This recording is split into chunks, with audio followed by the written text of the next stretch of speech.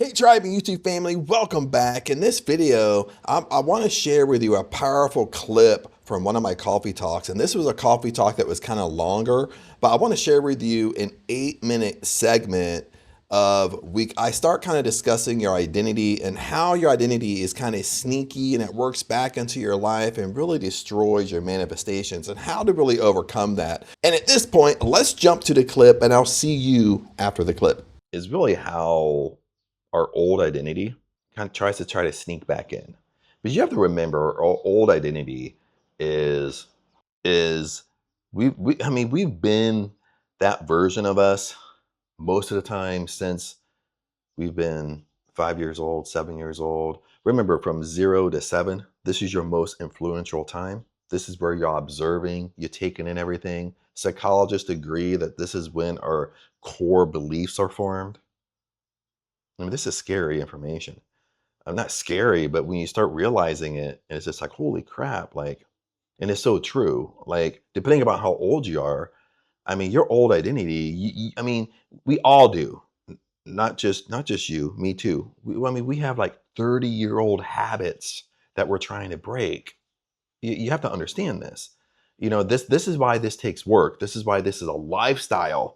Okay, when you want to live life on your terms, this isn't a manifesting technique. This is a lifestyle. When you want to change your identity, no little manifesting technique for a 3-day technique is going to change and alter your identity permanently. It's only going to be when you choose enough is enough. You look in the mirror and you say, you know, enough's enough. I am shifting. I'm shifting my whole lifestyle. I'm burning this old identity. I'm doing away with it. I'm burying it, stomping on it, whatever you want to say. But this is a lifestyle. Bottom line. Okay. A lot of people don't like to hear that. A lot of people like to hear the quick fixes. But again, on this channel, Live Life on Your Terms, it's not about quick fixes. Okay. I don't do videos on what's going to make me popular. I don't do videos on what's going to make me viral and just telling you what you want to hear. So I have a video that has 1 million views. I don't do that.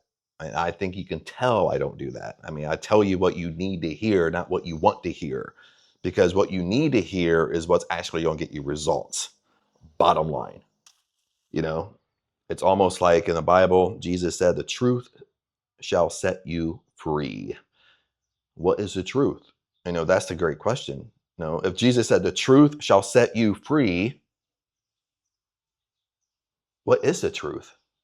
Now, what is the truth in manifesting? What is the truth in living life on your terms? What is the truth? What is the truth when you're trying to have a successful identity?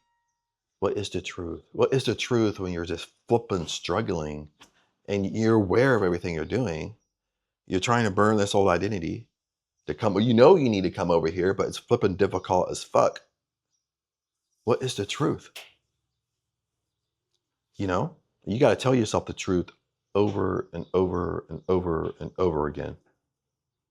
And this is the truth. The truth is, listen very closely. I don't care your spiritual background. If you want to believe that you're a spiritual being, that's great. Okay. It doesn't, I'm not talking about religion.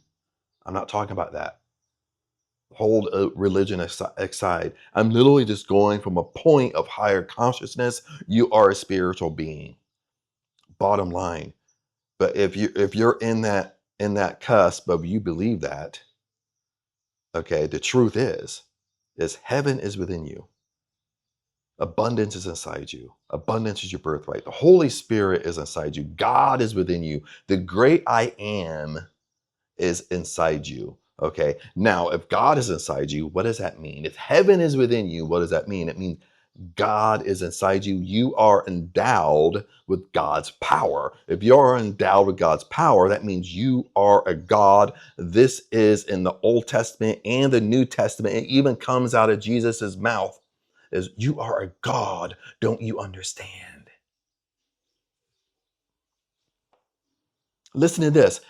Go back to the New Testament and go back to where when it tells examples of Jesus healing people And you will find, listen to this, you will find, he doesn't say it every single time, but at least half the time, every time he healed somebody, every time somebody walked up to him and touched him and said, Rabbi, Rabbi, can you heal me? Can you help me? Jesus would actually turn and flip the question. He would turn and say, why ye have such little faith? What does he mean by that? Why ye has such little faith? Let me rephrase it. He turns and asks them, why do you have such little belief in yourself? I want you to do this. If you have a Bible, go back to the New Testament and find where Jesus is healing people, and you'll find 50% of the time, at least, he's saying this stuff before he heals them. He's saying, why do you have little belief in yourself? And I can flip the question to you. I can flip the question to me. Is, Chad, why do you have such little belief in yourself? Why do you have such little belief in yourself? Sometimes he would flip it and say, do you believe I can do this? And then they would say, yes, Rabbi, I believe. Then he would counter it with, as you believe, it is done unto you. See, there's such a metaphor in this. There's such a deeper esoteric meaning to all of this. I'm not saying don't take it too far. I'm not saying Jesus didn't have the power to heal, but in a lot of circumstances, it's his power and your power combined because you believed he could do it. You understand? This is how deep this stuff goes, and this goes along with the truth. The truth is, you are a God because God lives inside you. You are endowed with his power. Okay, the truth is, your subconscious mind has to listen to you, has to obey you. It has to do what you tell it to do. Okay, now this gets deeper. Every time you talk, every time you say something, every time you attach I am to something, it is a commandment. You are commanding your subconscious mind to make it happen. This is why we have to become self-aware of how we're thinking, self-aware of our inner conversations, like Neville Goddard said. We have to become self-aware of our murmuring, complaining all day long.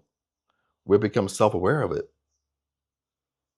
Okay? Because that is what's dictating what's coming in our 3D world, what we see happening, even if we like it or don't like it. Remember what I say is your subconscious mind doesn't play favorites.